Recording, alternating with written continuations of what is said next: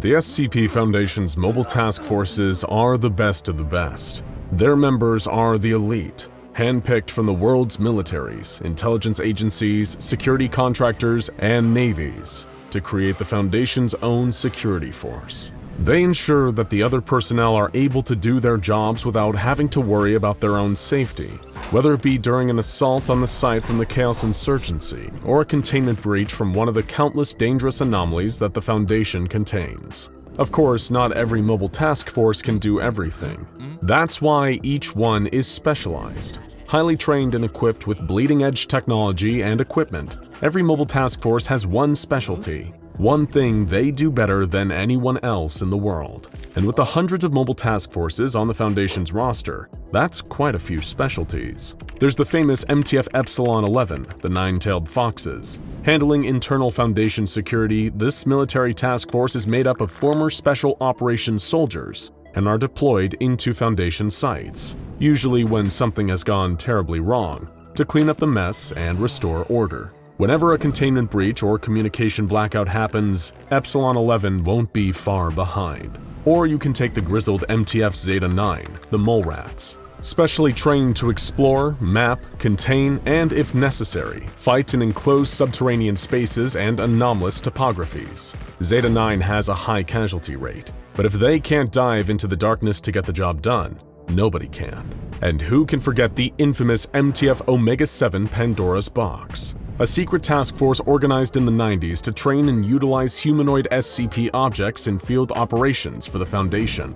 Some of the most famous humanoid anomalies, like SCP-076, were members of Omega-7, until it was forcibly disbanded by O5 Command. But that's a story for another day. But above all these task forces, one MTF operates on another level. The O5 Council, the group of 13 mysterious individuals that control the Foundation, retain one mobile task force for their personal use. Mobile Task Force Alpha-1, the Red Right Hand. Named for the biblical symbol of vengeance, Alpha-1 serves, appropriately, as the right hand of the Overseers, executing their edicts throughout the Foundation.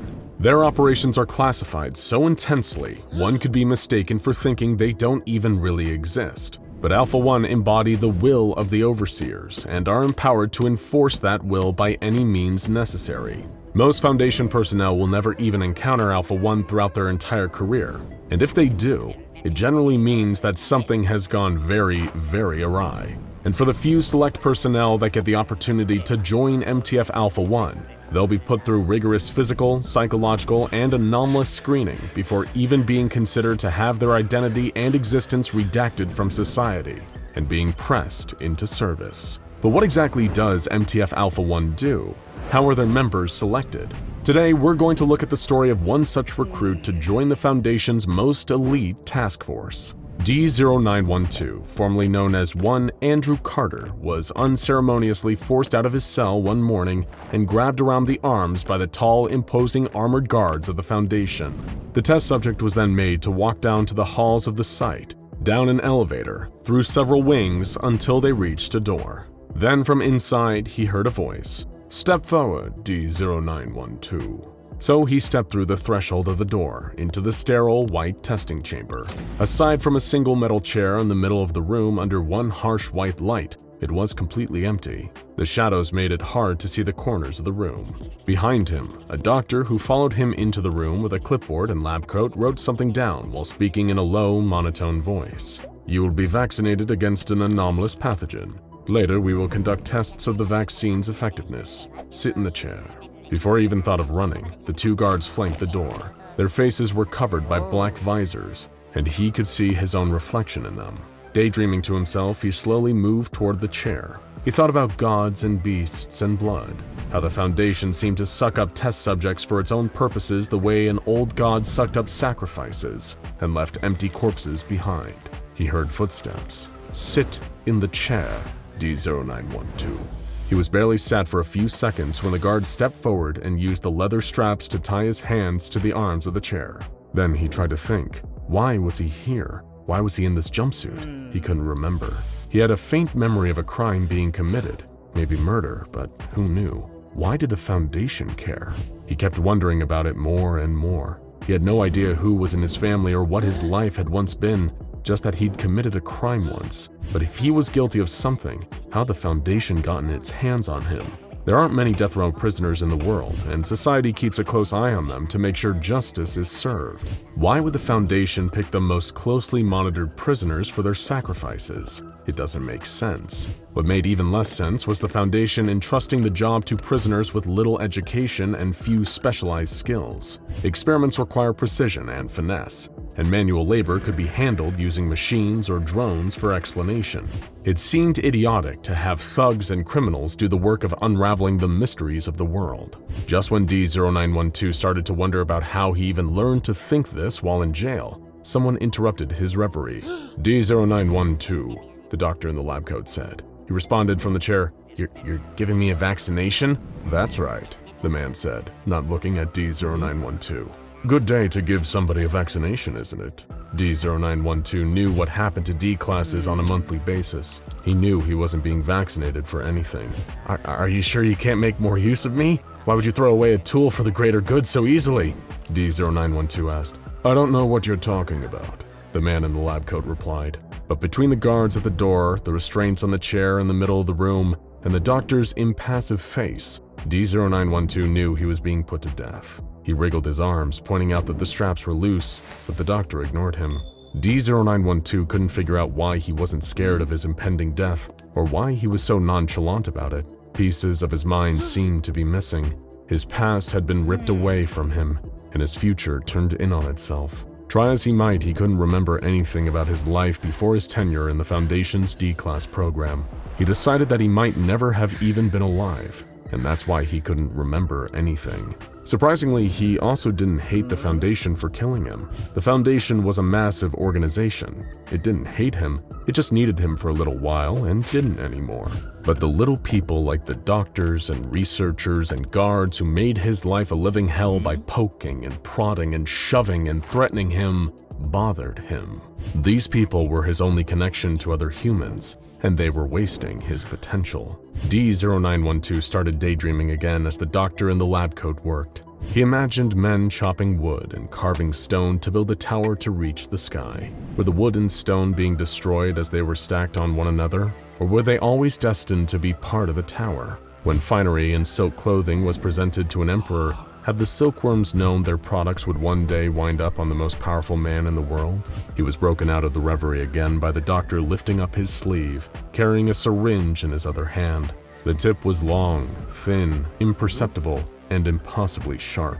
Then it pricked into D0912's skin, and he began to shudder. It felt warm and hot and shook him inside and flowed up into his brain. Everything turned white, and the room seemed to disintegrate into particles around him. But he noticed a presence overhead, draped in white clothes, and sensed the two guards looking at each other, exchanging a glance and nodding. He managed to get a few words out. Stop this. Oh God. Then he fell back into his mind, navigating out of the confusing, messy, dark maze inside his head. He couldn't see the light to the path, only smoking chemical fire until he was totally lost and heard screaming and roaring. As the beasts began to roar inside his head, D0912 remembered. He remembered his name, Andrew Carter. He remembered being told by a man in the lab coat that he had a unique opportunity to redeem himself. By participating in the SCP Foundation's D-Class personnel program for 1 month, you earn your freedom. For a second, he almost agreed to it, until his mind remembered. You're lying. I'm not a criminal. No, the man said. You're not, but I wasn't lying. You need redemption. D0912 responded. I won't be told that I need redemption from people who detain, experiment on, and torture the innocent. You violated me. You made my own brain lie to itself. You had me pretend to be a criminal. The man laughed at him and pointed out the obvious. He had believed the lie. How can you say who you are when you can't even remember your own past? How does he even know his mind is his own? Why is it bad for the Foundation to mess with something Andrew Carter doesn't own? They argued for a few more minutes. Andrew insisted he was himself, and the man in the lab coat expected him to know his function, being a sacrifice for the Foundation's greater good. Then D0912 asked who the man in the lab coat was, and the lab coat suddenly dissolved away. He realized he was hallucinating again, and had been hallucinating this entire time. The man's eyes turned into bright orange lanterns, and his chest cracked and peeled and writhed. This wasn't a man. This was a beast. The beast told him that if he did not know who he was, his sacrifice would be meaningless, that he would have to realize what he was before he could be redeemed. "I will not be a sacrifice," D0912 said. The beast laughed in his face, and 1,000 voices laughed right alongside it. Then the scene changed, and he was somewhere else. Some kind of dirt road with a long metal chain-link fence stretching across the horizon. Every so often there was a guard tower by the fence. He was standing in front of a gate, with the 2 guards from the room standing behind him.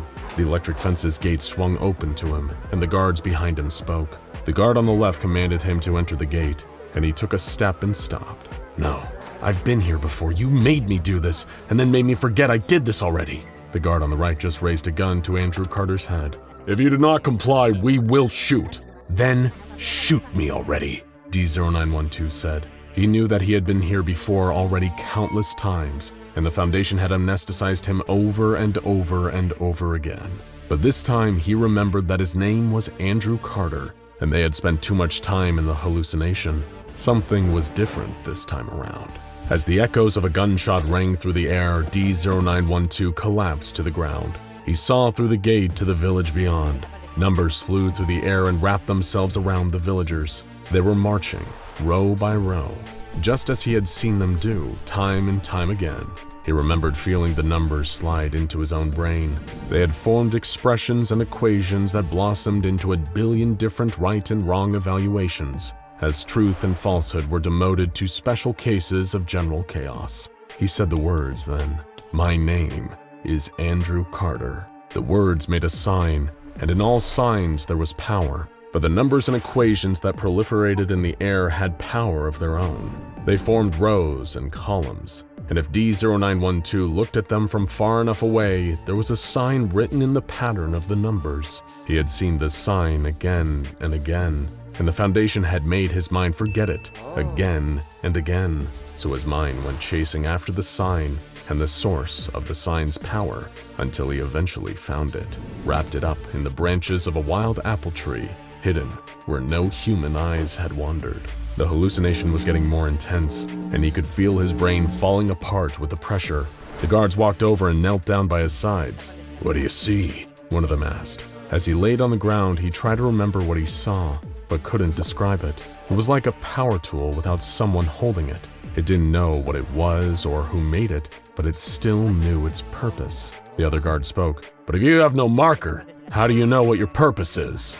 Then something clicked in D0912's tortured brain, where he was still navigating the forest maze in his mind. All the dark, confusing paths slowly merged together at the center of the maze, and he knew that the answer to the riddle was there, in the center of his head between the beasts and the forests. It was his name, Andrew Carter. As he got closer to the answer, some things began to make more sense to his mind. There were 2 worlds. There was one world in which roads and buildings ran straight, and clouds drifted across the sky in set paths, and the earth rotated peacefully around a tranquil sun. There was another world where singularities and vacuums shattered the underpinnings of the universe, where fractal patterns spread out across the ground and radiated like halos from the unthinkable minds of human beings, and the roads diverged from one another in angles and spirals. It was the first world where the Foundation thought only about costs and benefits, and how to best maximize utility for 7 billion people, and where no matter what, the Foundation was the greater good. He had lived his old life in the first world, and was only now seeing the second world for what it really was. The truth. The Foundation had long since abandoned trying to describe itself to others, so there was no truth to what the Foundation was. It just was, and always would be. As he came to this conclusion, D0912 looked into himself in his hallucinatory state. He could see the chemical light substance that the doctor had injected into his bloodstream. The chemical reactions weren't what he was expecting. This chemical couldn't possibly kill him. In fact, it was a little similar to the chemical structure of the molecules of the amnestics he had been pumped with a dozen times before, but slightly different. He knew he was going to live. Outside of Andrew Carter's mind, the doctor was looking over his perfectly still body when one of the guards spoke again. "Dr. Wainwright," said the guard on the right. "Yes, sir," the doctor responded. "Leave us now," the guard said. "Yes, sir." The doctor lowered his eyes to look at the floor as he quickly shuffled out of the room. The guard on the left adjusted his visor to make direct eye contact with the guard on the right. "Hey," he said, smiling. "Look." He took out a syringe of red liquid from behind his back. The guard on the right responded. "Do not implicate me in your misdemeanors, Adam." The guard with the syringe in hand snapped back. "Don't blame me for trying to share." The guard on the right looked at him upset and said, "You are to find site director and return that to him immediately. Petty theft from Foundation employees who know no better is rather distasteful. Furthermore, Halmas is a level 5 controlled substance. Its unregulated distribution is punishable." "It's fine," Adam said, slipping the syringe into his pocket. "I'll let the go-between know. And he'll tell the O5s. Jesus, Bassam, do you really think I'd let the O5s lose track of some of their Halmas?" In the chair in front of them, D0912's body convulsed. A low groan escaped his frothy lips. Immediately, the two guards moved forwards and removed his restraints. "Andrew Carter," Bassam asked. Slowly, D0912 opened his eyes. You didn't kill me." "We were not planning to do so," Bassam said. D0912 continued. "You took me from the real world in order to make me into something. Direct, uncontrolled exposure to the Foundation's anomalies, repeated anesthetization, leading me to believe that I would eventually be killed. Also that my mind would be in the perfect position for the Foundation to change it with whatever is in that man's pocket." D0912 extended a finger at Adam, who offered a faint smile back. "Already knowing things that you shouldn't know, aren't you, precious?" Adam said. "You have been altered," Bassam said, "to meet the specifications of a top-secret project. Over the course of your future, you will learn more about the Foundation than any of your previous jailers ever knew or could have hoped to guess at. You will join a group that is at the very head of the Foundation. For your entire life, this has been your purpose." D0912 felt the rotting flesh of the now dead disguise that had hidden Andrew Carter fall away. Bassam continued, "Welcome to Mobile Task Force Alpha-1. Now go check out SCP Elite Mobile Task Force Explained and MTF Tau 5 Samsara Tale Avatara for more SCP Foundation Mobile Task Force madness from SCP Explained."